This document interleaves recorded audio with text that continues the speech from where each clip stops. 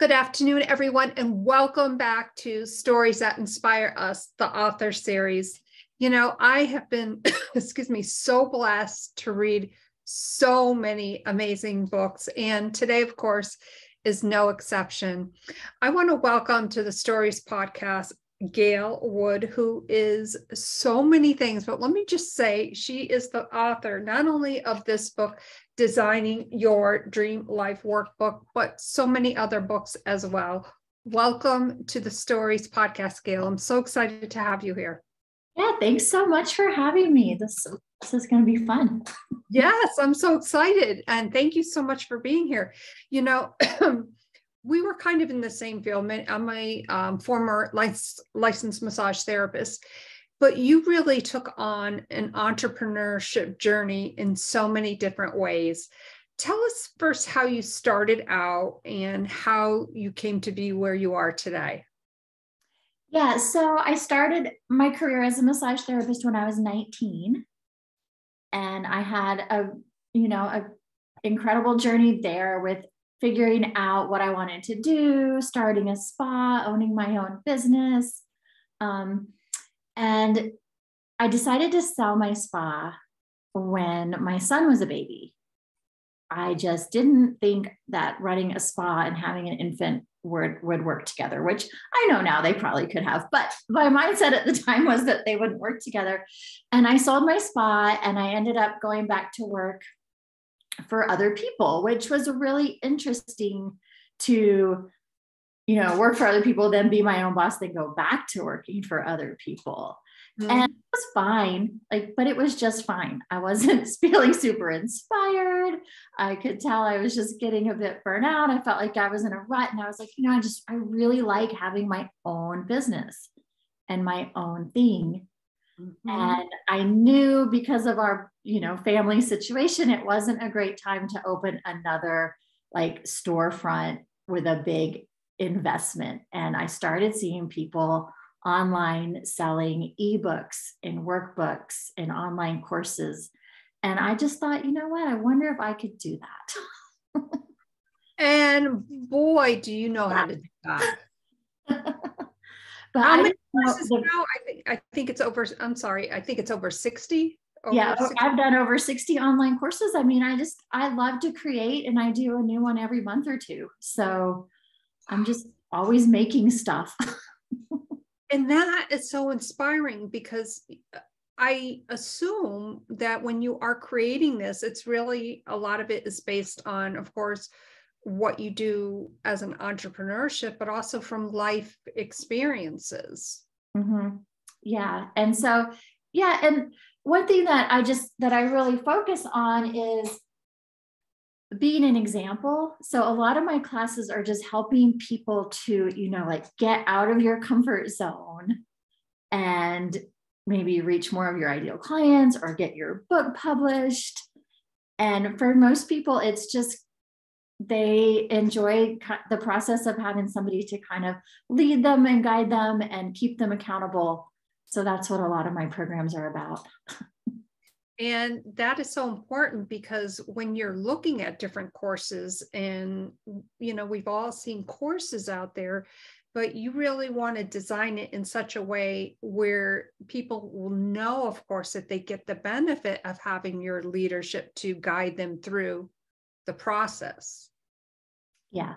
And so I do, group challenges, online classes. And then the great thing about that, and here's a great business tip, is anything that you create, you can repackage it and resell it. So I do a lot of that.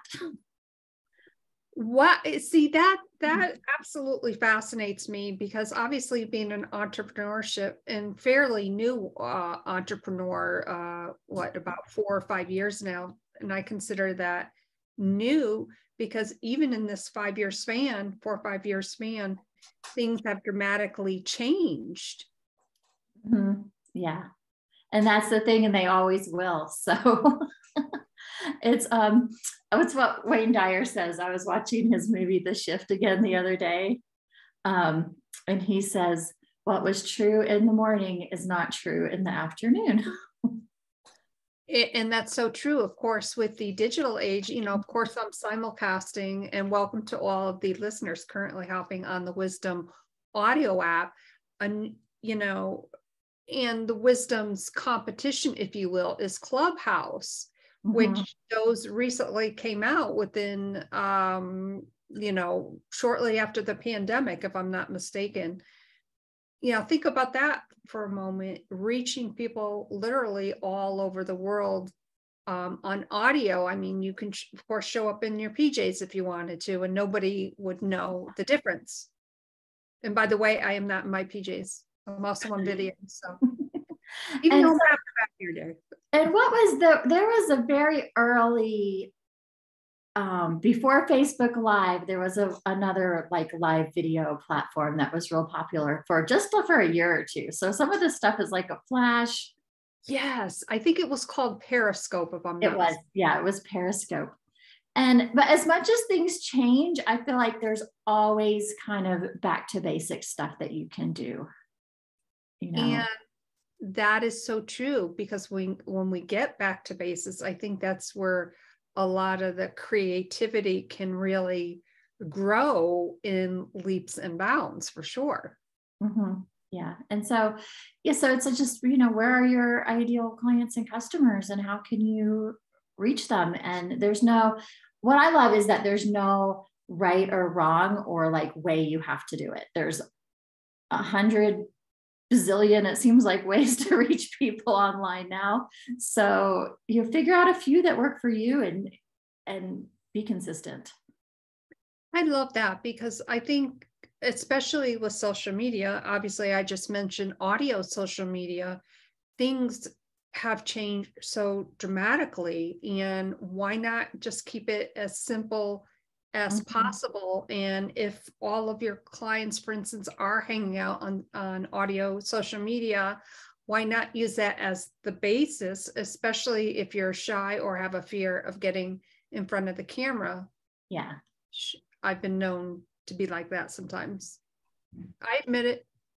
Well, yeah, that's one of the hardest things. I'm really comfortable on camera now, but I tell people all the time in my classes, I say, go to my YouTube channel and look for my very first video ever. It was from 2014, and you will quickly see that I was not always comfortable on camera. And, I am so glad that you said that, because that makes me think of when I was really starting last year, probably about a year and a half ago, when I was really starting my YouTube channel. And I had thought I was recording to the cloud. I thought I had, turned off the recording, and there was so much chaos going around me that I was just like, oh my God, and I just started having this conversation with myself, and I'm like, oh my gosh, I'm recording. So I'm like, well, I got to play this out now. I want to see what it looks like. And, I was creating my thumbnail and, all this stuff. And anyways, long story short, I thought it was hysterical. Yeah. So I'm like, I uploaded that to my Truly Your VA YouTube channel, because I wanted people to see that, what, we can be very creative even when we don't even know that we are recording ourselves. Yeah. And why not show that authentic side, right? And that is one thing that I just went ahead and did that for years. And now when I get a new coaching client, a lot of times they say, you know what, I just really felt like I could relate to you. And if you could do it, I could do it too. And so even though that wasn't a strategy, I was like, okay, well, I'll just do what I can do. But that's what's so inspiring, is that, you're being authentic to yourself, maybe something you didn't expect, and how that was relatable to your client, that, wow, if she can do it and she's being totally authentic, I can do it too. And that's why I love that story. Thank you for sharing that. Yeah. And just keep showing up. It takes longer than, I just think things take longer than we wish they would take. That is true. And it's, I was telling my business coach, it's about being consistently consistent. Yeah. And, you know, I've been known from time to time to be inconsistently consistently inconsistent. Well, and I think that's just the way of things. It's kind of a cycle, you know. Right, So right. sometimes we're great for months and then we fall off the wagon a bit, then we jump back on because we're like, oh yeah, I remember what works now that I've got off on all these tangents. So along with creating courses, you're also, of course, a coach and an author. And we are chatting today, of course, about your book, Designing Your Dream Life Workbook. And as I mentioned before we went live, and by the way, I had to take all my stickies off because I was driving myself nuts with stickies the last few days because I was getting lost in the stickies. But I love how you laid out this workbook. And I just want to show it again because I absolutely love the colors. It's so nice to hold this book in your hands, but what's even nicer about this book is how you laid it out.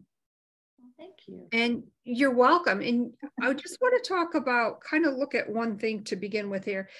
On page 16, you're talking about getting other people on board with your dream life creation, because this is all about designing your dream life, because we can all have that. Yeah, designing it. And then also just that realization that like, wow, I already have a lot of it. I just wasn't quite seeing it. And I think that's really key. What would you say to someone who is in the process of creating or just starting their entrepreneurship journey, who want to create and design their dream life? What would be a great strategy for them to focus on? Yeah, you know, I think that, you know, the entrepreneurship journey and the dream life creation journey are so connected. Because we often think, okay, what's my dream life? And we have these ideas in our heads of what we would like to have our day be like, or trips we want to go on, and just certain things that we want to bring into our life. And then I think the question usually comes up of like, okay, well, that sounds great and all, but how am I going to pay for it?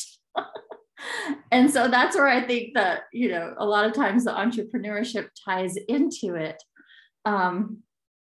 But if somebody was saying, hey, I want to create my dream life, I would say start with looking at what do you want more of in your life and what do you want less of? Oh my gosh, that is so true. And so you can just start making these subtle shifts of just having even a small amount more of what you want each day adds to the quality of your life. And another quote I like to use a lot is the little things are the big things. And, you know, so we think, oh, well, when I have $1 million, I'll do all this stuff. But I think 90% of it we can do now without $1 million. I got so excited when you said that because it made me think back to when I started my podcast journey almost 3 years ago. And the first podcast that I have is the wellness podcast with my sister. And she said, yeah, get it up and running. Well, honestly, I had no clue what I was doing. I'm like, well, maybe I should wait till, you know, maybe I have to take a course, or maybe I have to do this. I'm like, wait a minute. And I've already put too much stress on myself. I am just going to start it. We'll start out simple. And that worked out great. Again, I had no clue what I was doing, but it was exciting because I did get to learn all the way. And had I waited, because that was the first thing that I thought of, well, maybe I should wait until, you know, maybe I need to take a course before I do this, I wouldn't have started. Yeah. And when I look back on the most successful things I've done, it's really been the stuff where I didn't know what I was doing. And I just, you know, I felt like, oh, I should do this. And I just did it. And I didn't overthink it or talk myself out of it. You know, like there's a course for everything, but there's also just learning as you go and trying stuff. And I think that it can be a way to procrastinate. to take course after course after course, or say, oh, well, I'm not going to start until I have the perfect logo and the perfect, I don't know, cover photo and everything else. Well, that is so true, because then, if you're doing research on it, you can really get stuck in the rabbit hole of branding, colors. Yeah. And it's overwhelming. Like, I remember before I picked out the colors for my VA business, I was like, wait a minute, now I have to pick out fonts and I've got to do this. And what? It's just like too much. Right. But if you didn't even know there are different fonts, you would have just used, I don't know, whatever one was in there. Exactly. And by the way, I like the Montserrat font. 14 point, because I'm a little visually challenged. But back to your book though, you really, everything has a flow on effect to something else, kind of like what we were just talking about. And the point you were making here, it was, go through your dream day and underline or highlight things that are important. Then ask yourself, what do I really get from this? I love that. Yeah. So I don't, just for an example, I don't know, maybe you're thinking through your dream day and you come up with, oh, well, every day in my dream life, I'm going to have a green smoothie.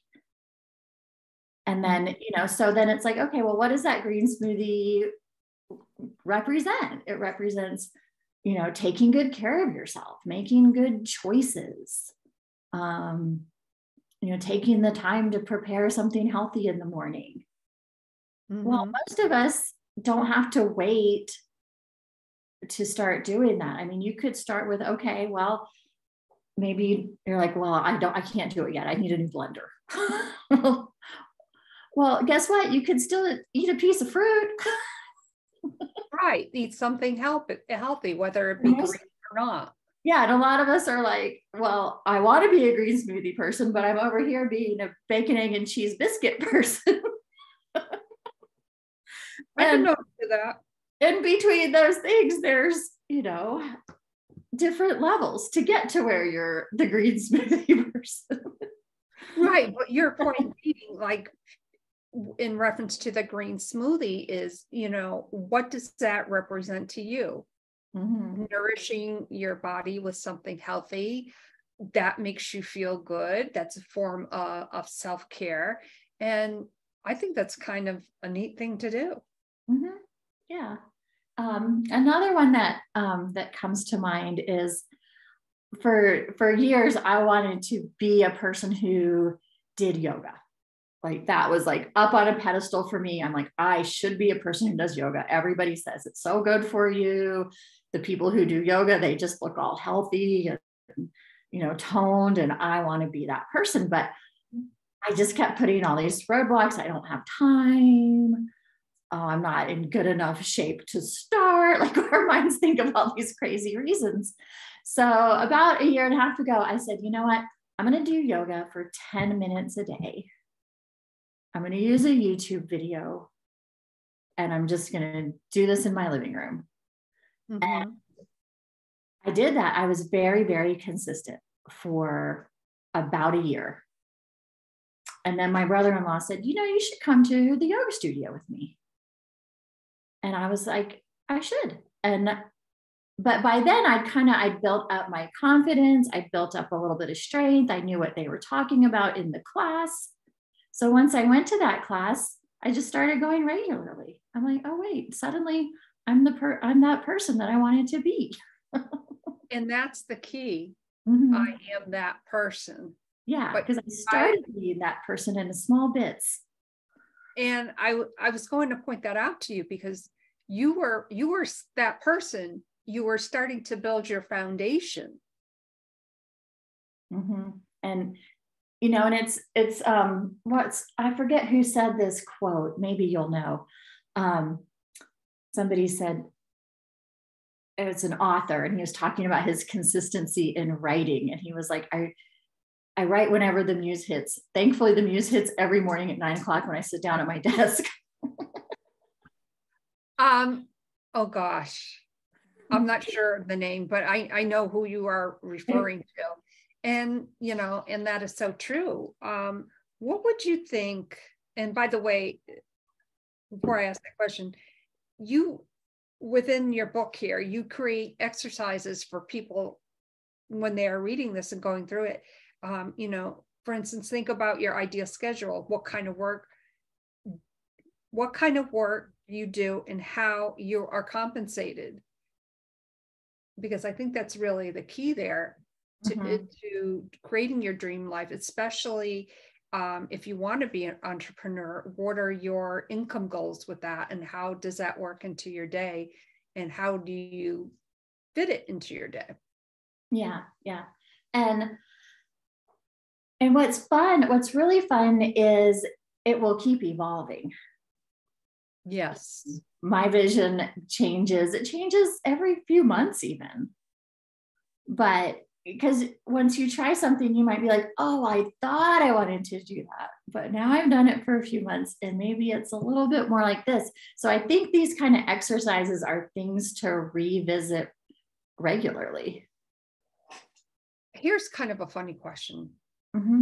As you're going through your day, and as you were just describing how things evolve for you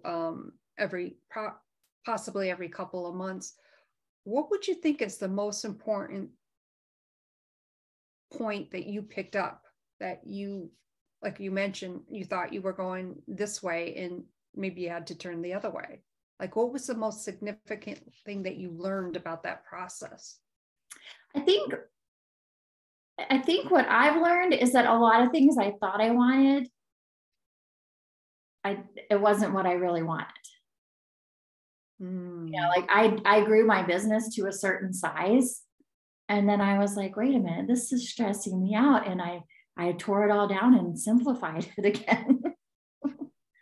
And I love that you said that, because it sounds like you achieved what you wanted to at that time, but it totally changed.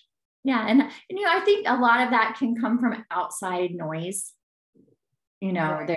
There's this kind of narrative that we should be having 6-figure months and 6-figure years and 7-figure businesses and all this stuff. But when I really write down what I want in my life, what I want to do from year to year, travel, all of it, like it barely even adds up to 6 figures. So I'm like, why am I striving so hard to reach these goals that aren't what I picked and what I set for myself? When I started online, my goal was to make $1,000 a month, because at that point, that on top of my, income from my day job was going to really make a difference for my family. And then being an overachiever, I went way, way beyond that. But now I'm kind of circling back around, like I want to make more than $1,000 a month, but I don't need to make $10,000 a month to do everything I want to do. And I love how you shared that so honestly and open, because, I always go back. I reference obviously my son in everything that I do. This is how Stories That Inspire Us was created, inspired, of course, by my son's life-threatening injury. And he's doing very well. I spoke with him yesterday, so I am blessed and grateful. But in that moment when Ryan had his accident, I, for whatever reason, took a selfie of myself. And I love telling this story because in that moment, what I thought was happiness for me, I was like a week away from hitting my first 5-figure month, which is like, how the heck did that happen? And of course it was great. I was, doing all these amazing things, or so I thought. And then of course my world was turned upside down. So that whole thing really made me look at, what was I really happy at that moment in time? I don't know if I really was.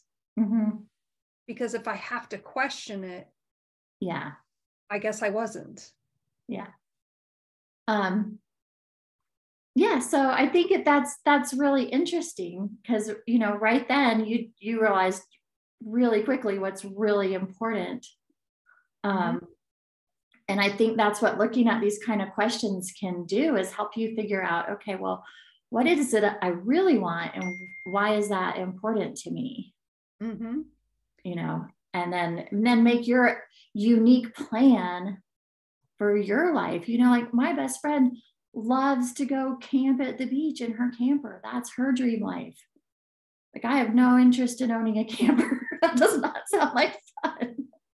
But so it's just fun it's like, okay, well, we each get to design our own dream life. And even if it feels impossible to you, if you look at the qualities, I think you can find ways to bring the qualities into your life. That is so true. A lot of times when we, I think about those qualities, you have to ask yourself, and you do this in your book, what do you do well? Mm-hmm. Like, for instance, being a VA, if you said to me, hey, I need you to build this funnel for me. Well, I'm not going to tell you that, yes, I'll get that done for you, because number one, I don't like doing funnels. I farm that out to somebody that I know, but that is not something I do that I do not do well. I'm learning how to do it. It's a slow process, I'll admit, but there are a lot of things that I do very well. And why not own them in a way where I can help really own it and help others? Mm-hmm. Yeah. But what you were saying earlier about being happy, Mm-hmm. I don't know that happiness is always the goal. Because when I'm working on my business, I'm not necessarily here just like grinning and feeling full of joy at every moment.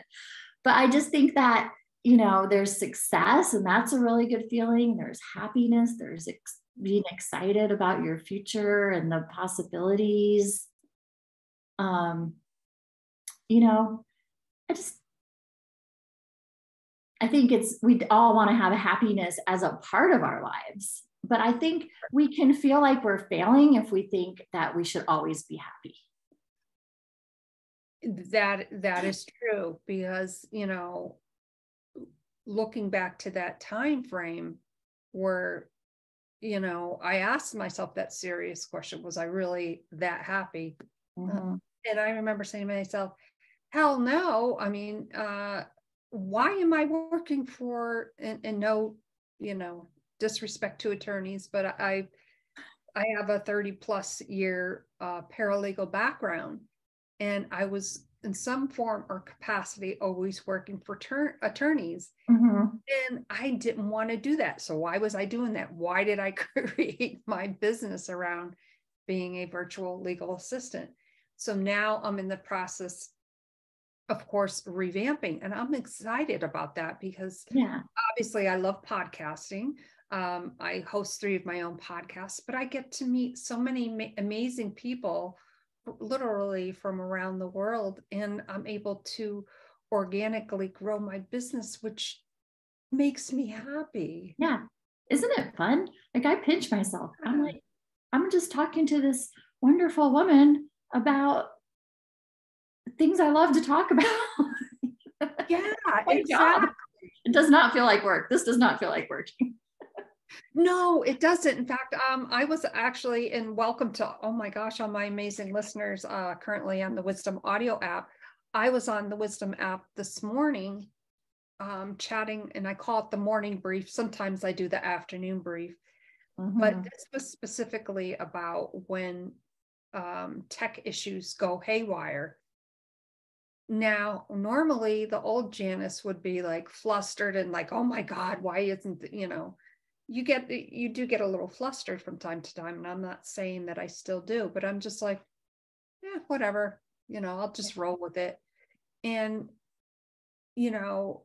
I've evolved so much from that, because I want people to see the genuineness. I want people to see not only what I'm really good at, but when flaws or mishaps happen, I own them. And I want people to know that, because they can do it too. Yes. Like, Definitely. if she's doing a podcast and, talking about whatever subject it is, and she's having these issues, and she just, carries on and does what she does. I love doing that. Well, I have a story I love to share. So I used to use MailChimp for my emails. And years ago, I was trying to set up my first automation because I was going with my family to the beach. And I was like, I want these emails to go out while I'm gone. And this very techie for me. And I sent the thing went on the wrong day, and I had to send the apology email. And I was on there with MailChimp tech support on the phone, and I was crying. And my husband just looked at me and he was like, why are you doing all of this? But I could see my vision. I was like, I have a vision for this, this life I'm building where, I do have money coming in while I'm on vacation with my family and things like that. So I just held on to my vision, and you have to power through those moments. Yes, you do. And it happened last night. I was doing a Stories podcast and couldn't go live on the Stories Facebook page for whatever reason. I finally figured it out this morning. But, that just goes to show you that those things are going to happen. And I'm not going to waste my energy like I used to, being all, oh my God, it's got to be perfect. No, it doesn't have to be perfect. It's about the message or the story that we are sharing and, getting to out in the public, Yes. And then you get to the point where you can hire a VA. It's so funny that you said that, because I'm very close to that. Yeah. I'm very close to that, because I see the vision, and I see how this has evolved. And I'm like, yep, I'm going to farm that out. I'm going to farm that out. So any VAs out there. Okay. And then, and I think that's another thing too, where, I've had a point in my business where I had 4 people working for me in some way. And I was like, you know what? I don't think this is for me, so now I'm back to one. I have one assistant who works 20 hours a week, and it feels perfect, just right. And what I love about how you said that is that's right for you. And I think in some ways I'm still finding out what is right for me. I definitely see the value in having somebody help me. I'm in the process, as I said, of revamping my business. I've niched it down even further, working as a podcast VA and booking and marketing manager. And I see the vision for that.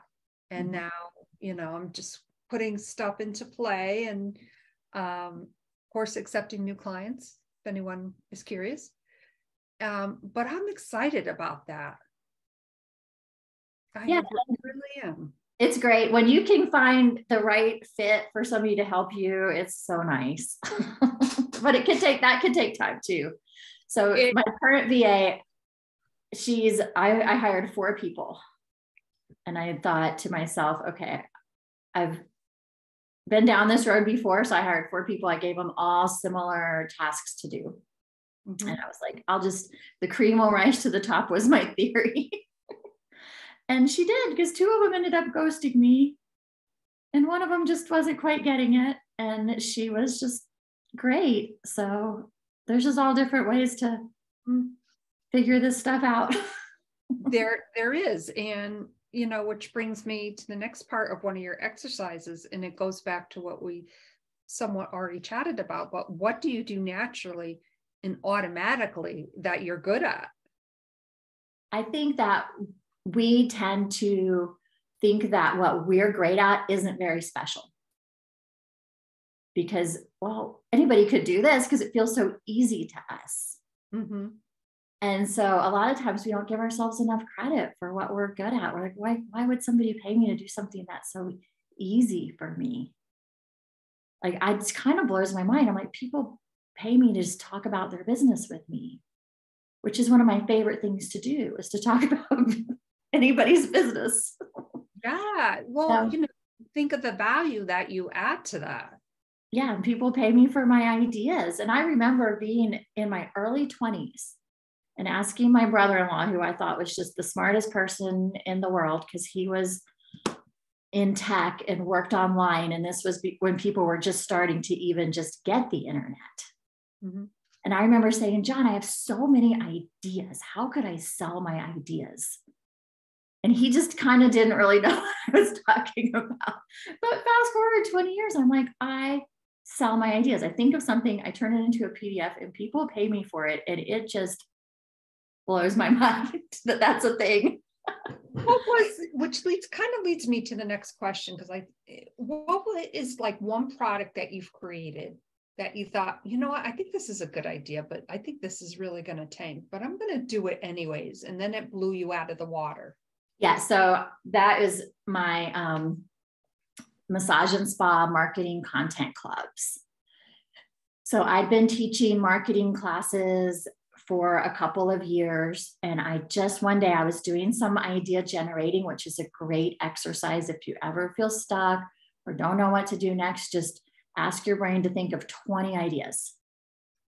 And so I was like, well, what are 20 things that my massage therapists that are learning from me could use? I was just trying to think of what should I do next. And I came up with this idea for a subscription where I created marketing content and people would pay a monthly fee and buy the package of marketing content. Oh. And so it was inexpensive for them, but I only had to make one package a month. And so I grew that. At one point, I had 300 people paying $20 a month for the marketing content. And I did that for about 3 years. So that, you said 300 on your subscription. Yeah. So it was around $6,000 a month. Wow. Coming in. So that was one idea that I just thought of one day. I was like, I'm doing this. I wrote it up. I made a payment button. I didn't have one piece of marketing content created. I said, your first package will be delivered in 10 days. And I think I had over 50 people sign up the first day. And I was like, oh my gosh, I think I'm onto something, because I've never had anything before or since take off like that. But that one little idea brought me in, probably over the course of the 4 or 5 years I ran it, over $250,000. From just a little idea. Yeah, a little idea. But here's the thing. I had a foundation in place. I had an email list of customers. I had people that knew me and trusted me. So a great idea without that kind of foundation would take a lot longer to market and sell. And that doesn't mean that it's not a great idea. Right. It was for me, it was just like right place, right time kind of a thing where things aligned. Congratulations on that, by the way. I think that is absolutely amazing. When you look at what your ideal type of day looks at now, what is one thing that you take away from maybe a couple years ago that you're doing differently or that you've enhanced? So one thing that I'm doing differently is I don't second guess myself with little things like having my groceries delivered or having somebody come clean my house. And that's something I've struggled with over the years is this worth it? Am I worth it? Well, what if I didn't make that much money last month? Do I still deserve this? And so I'm really just letting that go. Like, this is who I am and this is what I do. And because I think having the right support will allow you to reach your goals. And that right type of support is crucial. Yeah. So I don't have a Facebook ads manager anymore because I don't run Facebook ads manager. I'm like, you know what? It does more for my mental health and my creativity to have my house clean. And that is such an important thing that you point out there. I mean, yeah, I mean, I've heard of Facebook ads and people that even specialize in it, and that's great. And that's a very talented thing to do. But I love how you took ownership of that, and you know that it's more worth it for you to have somebody clean your house. Yeah. And then for somebody else, it wouldn't even be a choice. They'd be like, well, I just have everybody doing everything. But that stressed me out. So. Right. And that's okay for some people, but you, as you just said, it stresses you out. Mm-hmm. So what do you think is an important quality that you have that you're like, I own this, like I own this quality? I think it's just persistence. Mm-hmm. I think, you know, a lot of times where other people would get stuck or give up or quit, I'm just a little bit stubborn. And consistency. I really see the value of, and I think that's what we started talking about at the very beginning. Right. You see the value in that. I see the value in it. And I think, you know, when I started my blog in 2013, I still worked full-time at my day job for the next 3 years. So I had to pick a few things to just be consistent with. And so I consistently blogged, I consistently shared that blog, and I was adding people to my email list through that. Mm-hmm. And just staying in touch with people. My Facebook page was pretty active, but I didn't have some master plan. But then when I did get a product organized and ready to sell, I built that foundation. And I think that's really important. And it's definitely doable, even if you are, as you mentioned, you were working full time and you focus in on, I think you said 3 things. Mm-hmm. Yeah. To focus on, and you were successful at that. Yeah. And, you know, and that probably came from my experience as a massage therapist, where I just, you know, I knew it takes time. Mm-hmm. And if I were going to go out tomorrow and build up a massage clientele, I would know, well, it will take 6 to 12 months probably before I'm fully booked. Mm-hmm. And so I think having that background made me more patient. You know, it's so, that's just one of the hardest things about online business is, okay, it could take so longer than you want. And then sometimes it's like, poof, it all comes together. I agree with you there. I, you know, certainly saw that in when I was doing very specific work for lawyers. It was very consistent, and it just like took off like, I never expected it to. But then again, I am so happy where I am today. Oh my gosh. Thank you to all. I just want to segue over to Wisdom. Thank you all for being here today. Gail, do you have time for maybe one of our guests on Wisdom to come up to the stage? Maybe if they want to contribute to the conversation or ask you a question about her amazing Designing Your Dream Life Workbook. Yeah. Okay, Wisdom. We have time for one guest to come up. If you'd like to contribute to the conversation, maybe you have a question for Gail on how to design your dream life, we invite you to come up now. Gail, as we're waiting for, hopefully, I guess, to pop up on the stage there, how can our viewers and listeners connect with you further? Yeah, so my website is elevatewithgail.com, and I actually have a free book on my website, and that is a book about decluttering your schedule. So it's some of the same concepts from designing your dream life. It's all kind of designing your dream schedule, I would call it maybe. And so you can connect with me there, and you can get a copy of the ebook on my website as well, or the print book is available on Amazon. Wonderful. And of course, you have other books on there as well. And I will make sure that all of that information is in the show notes. This has been such an amazing, very candid conversation, very natural, which I absolutely love. Designing Your Dream Life Workbook by Gael Wood. And wouldn't you love to design your dream life? Thank you so much, Gail, for being part of the Stories That Inspire Us podcast series for authors. I'm honored to have you on, and would love, obviously, for you to come back soon and visit us and share more amazing designing your life tips. Well, I would love to come back anytime. So just reach out, and thanks so much for having me. You are so welcome.